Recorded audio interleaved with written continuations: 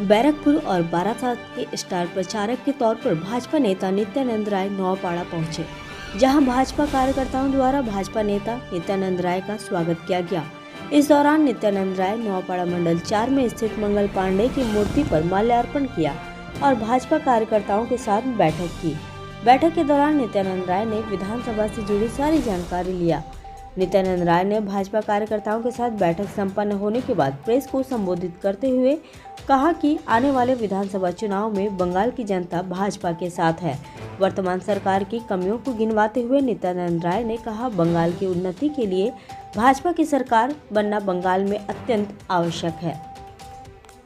सारी मर्यादाओं का उल्लंघन कर उसको तोड़कर भय का वातावरण बनाकर हिंसा पर उतारू होकर अराजक स्थिति पैदा कर यहाँ के लोगों के मन में भय पैदा करना। पश्चिम बंगाल है यह धरती सुभाष चंद्र बोस की धरती है, विवेकानंद के, रविन्द्रनाथ टैगोर, खुदीराम बोस की है, बंकिम चटर्जी की है, कल हमारे प्रधानमंत्री जी बोल रहे थे ना।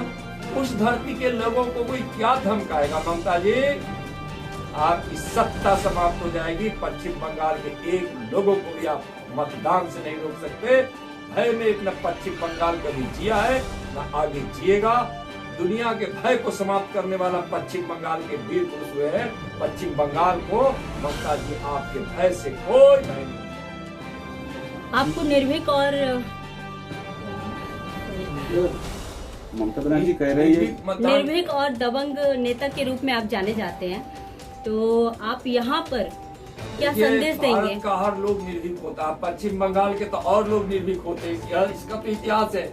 इसलिए पश्चिम बंगाल जो निर्भीक यहाँ के लोग हैं, उनको कोई भी ताकत उनको अपने मताधिकार से रोक नहीं सकती है। या भय का वातावरण बनाया जा रहा है, वह वही रास्ता अपनाता है। इतिहास उठाकर देखिए, इस रास्ते पे वही जाता है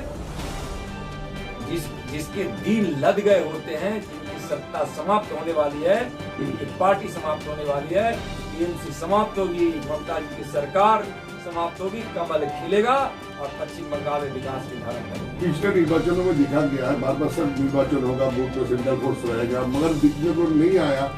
कोई भी बूथ में ऐसे देखा गया, ज्यादा से ज्यादा बूथ में सेंट्रल फोर्स नहीं है। देखिए, मैं बताता हूँ, निर्वाचन आयोग ने अपने विचारों को व्यक्त कर दिया कि मैं पश्चिम बंगाल में स्वच्छ निर्वाचन कराने के लिए संकल्पित हूं। और जब पश्चिम बंगाल में स्वच्छ निर्भीक चुनाव कराने के लिए जब चुनाव आयोग संकल्पित है, जब कह दिया है, तो यहाँ निर्भीक और स्वच्छ मतदान होगा। और चुनाव आयोग को इसके लिए जिस सहयोग की जरूरत होगी, केंद्र सरकार वह सहयोग करने के लिए तैयार है।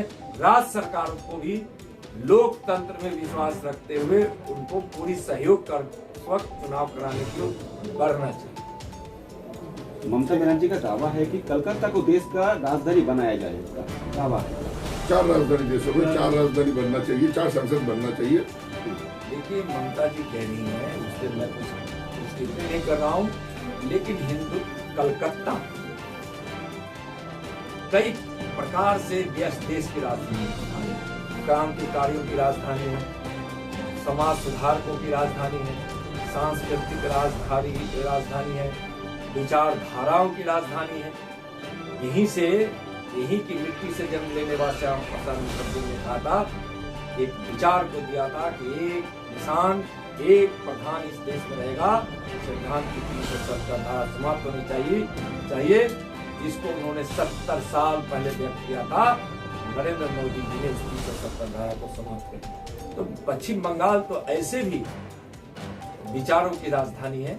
ममता जी कर रही हैं तो किस उद्देश्य से कर रही हैं, पहले उनके उद्देश्य को जान ले, तब उस पर टिप्पणी करना चाहिए। अच्छा, बोला जाता है हमेशा कि असदुद्दीन ओवैसी बीजेपी के साथ मिली हुई है, वो यहाँ पर वोट कटौती। बीजेपी है, बीजेपी अपने विचारों के लिए राजनीति करती है। बीजेपी की राजनीति करने का एक लक्ष्य है, सत्ता इसके लिए साध्य नहीं है। सत्ता हमारे लिए इस लोकतंत्र की मर्यादा को स्थापित रखते हुए लोगों की जिंदगी में खुशियां लाकर गरीबी मिटाने के लिए है, भारत को मजबूत करने के लिए है।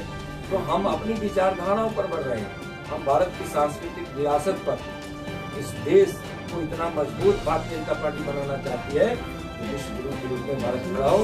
इसलिए हम विचार की राजनीति करते हैं।